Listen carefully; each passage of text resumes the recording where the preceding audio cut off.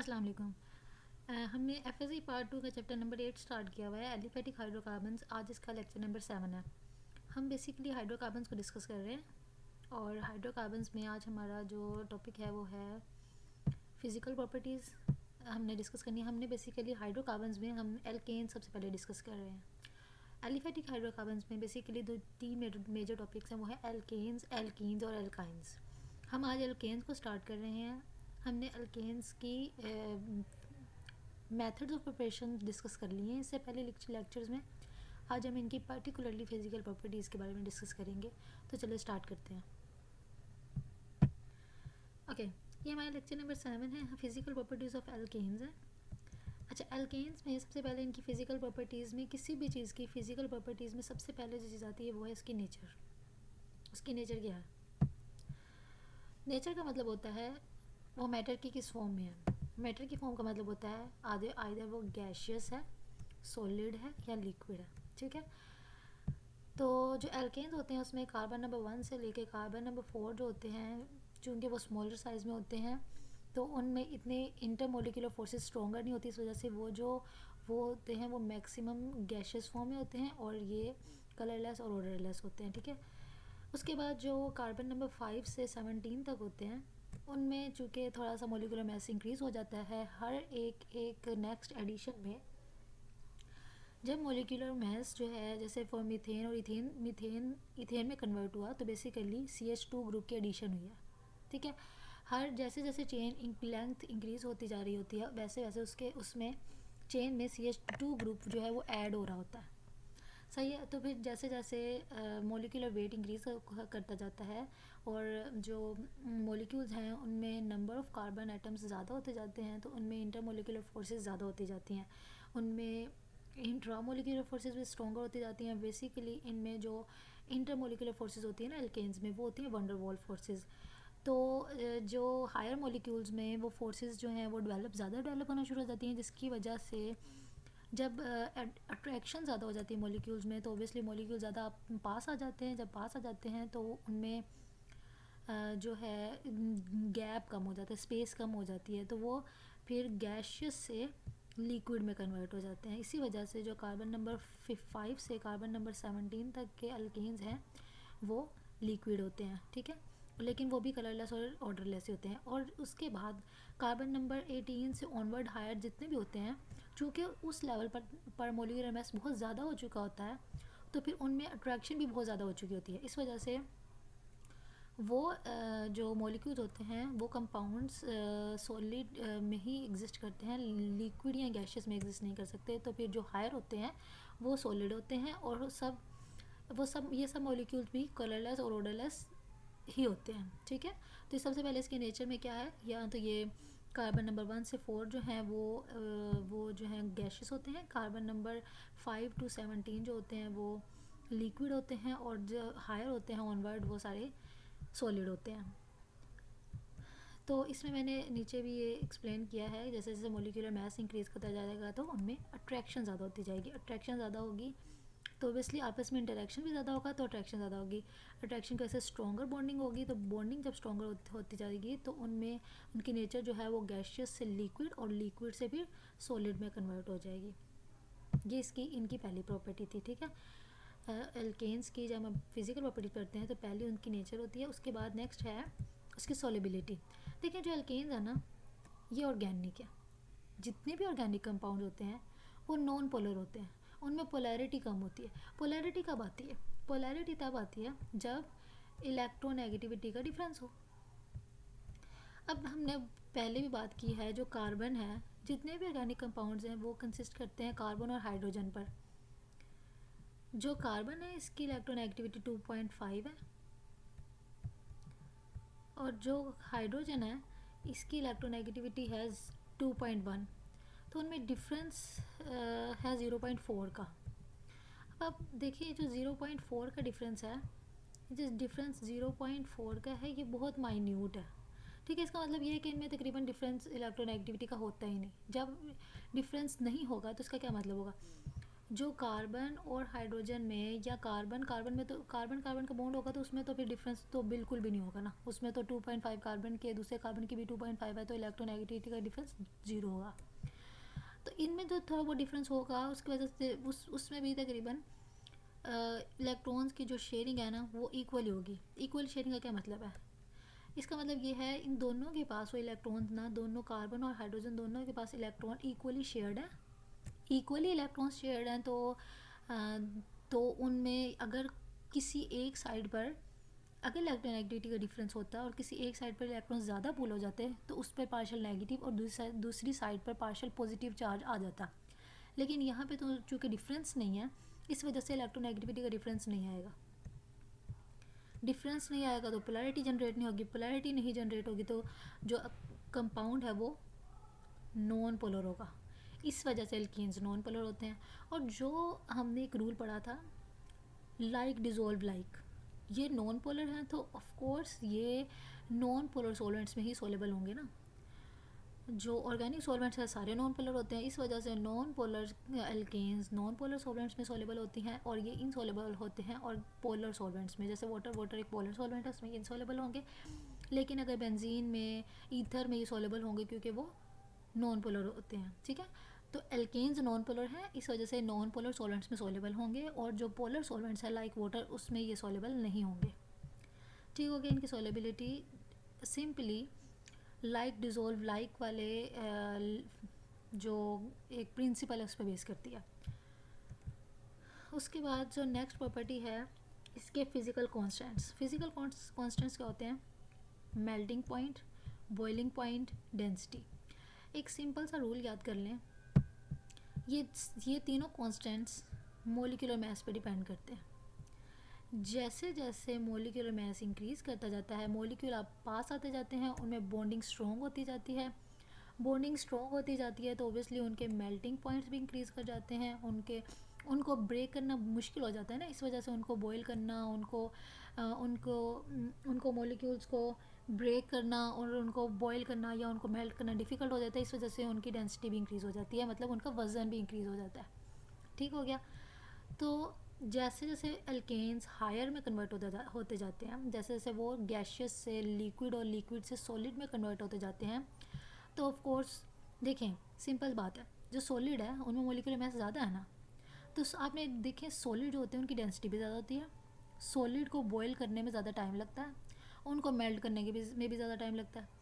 जो लिक्विड है उसको बॉयल करना, वेपर्स में कन्वर्ट करना आसान है as compare to solid. Solid पहले लिक्विड में कन्वर्ट होगा फिर गैशियस में कन्वर्ट होगा, राइट।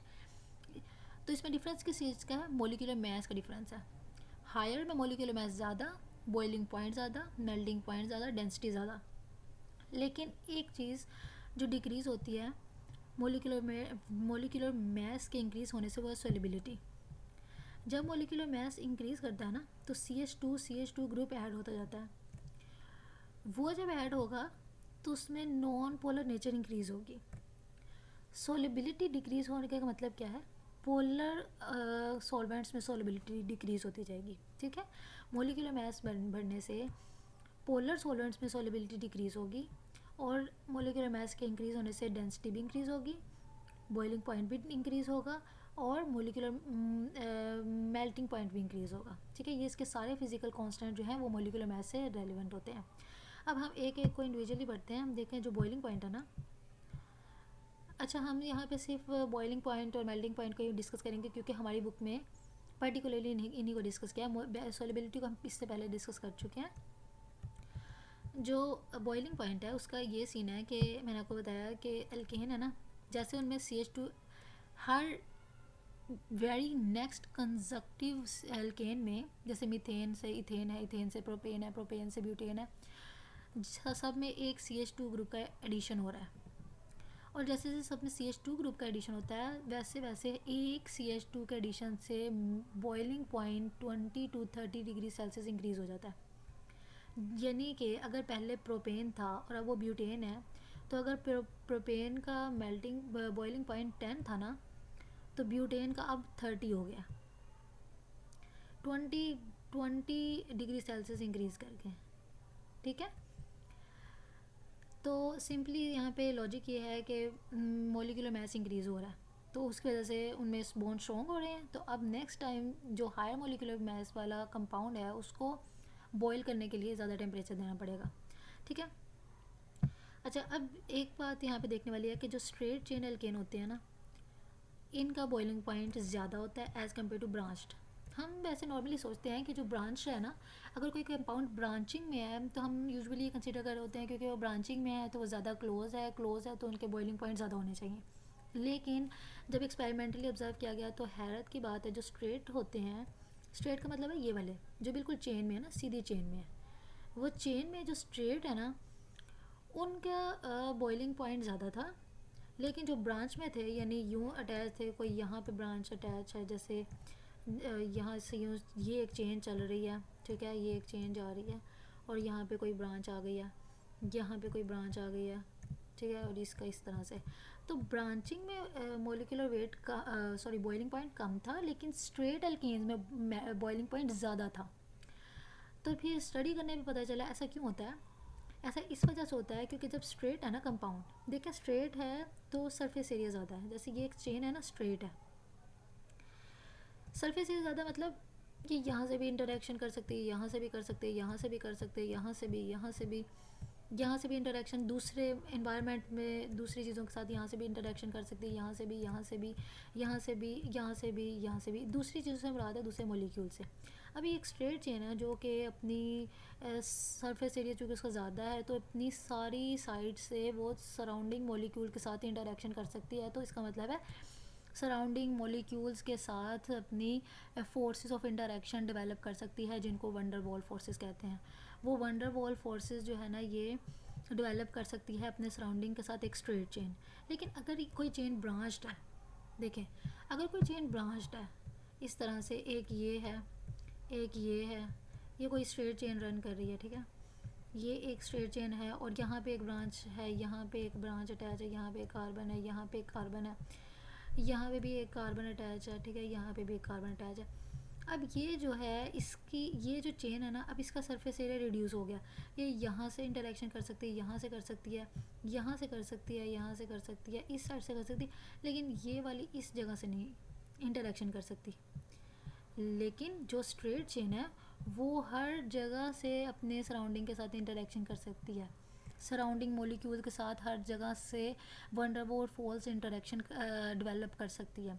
लेकिन जो ब्रांचिंग है उसमें चूँकि ब्रांचेस आ जाती हैं तो ब्रांचेस जो होती हैं वो रिस्ट्रिक्ट करती हैं एक मोलिक्यूल को दूसरे मोलिक्यूल के साथ वंडरवॉल फोर्सेस को डेवलप करने में, वो उनमें हिंड्रेंस क्रिएट कर रही होती हैं, जिसकी वजह से एक मोलिक्यूल जो है ना जो ब्रांचिंग में होता है ना, तो फिर चूँकि वो अपने सराउंडिंग मोलिक्यूल के साथ इतना स्ट्रॉन्ग ज़्यादा फोर्सेस नहीं डेवलप कर पाया, ज़्यादा फोर्सेस डेवलप नहीं कर पाया, तो क्या मतलब है उसका अपने सराउंडिंग मोलिक्यूल के साथ कोई इतना ज़्यादा स्ट्रॉन्ग बॉन्ड नहीं है, स्ट्रॉन्ग बॉन्ड नहीं है, तो उनको उन मोलिक्यूल को एक दूसरे से ब्रेक करना आसान है, तोड़ना आसान है। तो जो स्ट्रेट चेन में है उनको जो स्ट्रेट चेन में है उनको एक दूसरे से दूसरे मोलिक्यूल से सेपरेट करना क्योंकि थोड़ा डिफ़िकल्ट है, क्योंकि उनमें क्योंकि वो ज़्यादा एक्सपोज थे तो उनकी इंटरेक्शन ज़्यादा डेवलप हो चुकी है, वो ज़्यादा स्ट्रॉन्ग है एक दूसरे से। इस वजह से ब्रांचिंग वाले मोलिक्यूल्स को ब्रेक करना इजी है और स्ट्रेट चेन वालों को सेपरेट करना डिफ़िकल्ट है। इसी वजह से जो स्ट्रेट एल्केन्स होती हैं उनके बॉइलिंग पॉइंट्स ब्रांच एल्केन से ज़्यादा होते हैं, ठीक है। अच्छा, इसकी मैंने रीज़न लिखी है, चेन जितनी ज़्यादा स्ट्रेट होगी ना उतना ही ज़्यादा एक्सपोज उसका सरफेस एरिया ज़्यादा होगा, जितना ज़्यादा सरफेस एरिया होगा ना उतनी ही ज़्यादा वो wonder walls forces interact develop कर पाती है अपने नेबरिंग एटम्स के साथ। जितनी ज़्यादा वो नेबरिंग एटम के साथ फोर्सेस डेवलप करेगी उतना ही ज़्यादा बॉन्ड स्ट्रॉन्ग उन मॉलिक्यूल्स के दरमियान बन जाएगा। फिर उन मॉलिक्यूल्स को तोड़ना, उनको अलग-अलग करना और उनको गैस में कन्वर्ट करना डिफ़िकल्ट होगा। इस वजह से फिर उनको ज़्यादा देर तक हीट देनी पड़ेगी, इसका मतलब है उनका बॉइलिंग पॉइंट फिर ज़्यादा हो जाएगा। इस वजह से स्ट्रेट चेन्स का बॉइलिंग पॉइंट ज़्यादा होते हैं। लेकिन जो ब्रांचिंग होती है, ब्रांचिंग जब आ जाती है ना स्ट्रेट चेन में, जब ब्रांचिंग आ गई तो उसने उसका सरफेस एरिया को कम कर दिया, सरफेस एरिया को कम कर दिया तो इंटरेक्शन कम हो गई, इंटरेक्शन कम हुई तो उनकी आपस में बॉन्ड की स्ट्रेंथ वीक होगी, फिर उनको ब्रेक करना आसान है, फिर वो थोड़ी सी ही हीट पे ही सेपरेट हो जाएंगे, गैस में कन्वर्ट हो जाएंगे, फिर जिसकी वजह से इनके बॉइलिंग पॉइंट्स रिड्यूस हो जाएंगे। ठीक है, इसकी एक एग्जांपल नीचे दी हुई है। अगर हमारे पास ब्यूटेन है, नॉर्मल ब्यूटेन, नॉर्मल ब्यूटेन का मतलब है कि वो एक स्ट्रेट चेन है, यानी कि एक कार्बन अटैच है, फिर दूसरा कार्बन अटैच है, फिर तीसरा कार्बन अटैच है, फिर तो चौथा कार्बन अटैच है, यानी यू स्ट्रेट है। जो स्ट्रेट है ना, उसका बॉइलिंग पॉइंट है -0.5 डिग्री सेल्सियस। ये इस टेम्परेचर पे बॉयल हो जाती है। लेकिन जो ब्रांच्ड है ना, मतलब ये कार्बन, दूसरी कार्बन, तीसरी कार्बन, और यहाँ पे अब एक ब्रांच है। देखें, अब ये चूँकि स्ट्रेट है तो ओबियसली ये हर तरफ से इंटरेक्शन कर पा रही है। लेकिन ये जो है ना, ये ब्रांच है तो ये यहाँ इस साइड से करेगी, यहाँ इस साइड से करेगी, हर तरफ से नहीं कर सकती। ठीक है, इसकी एक साइड ब्लॉक है। ठीक है, ये वाली साइड जो है ना, ये ब्लॉक हो चुकी है, तो फिर ओबियसली इसका बॉइलिंग पॉइंट जो है वो कम होगा। तो ये इसका बॉइलिंग पॉइंट होगा -11.7। देखें, जो माइनस होता है ना, माइनस में वैल्यू जितनी बड़ी होती है ना, डिजिट्स जितना बड़ा होता है, उसकी वैल्यू उतनी कम होती है। ठीक है, इस वजह से इस केस में 0.5 माइनस में बड़ा है, -11.7 कम है। इस वजह से इसका बॉइलिंग पॉइंट ज़्यादा है, ग्रेटर है देन आइसोब्यूटेन। एन ब्यूटेन का बॉइलिंग पॉइंट आइसोब्यूटेन से ज़्यादा होता है। ठीक हो गया, ये था बॉइलिंग पॉइंट का केस। इसी तरह से जो मेल्टिंग पॉइंट्स हैं, हाँ जी।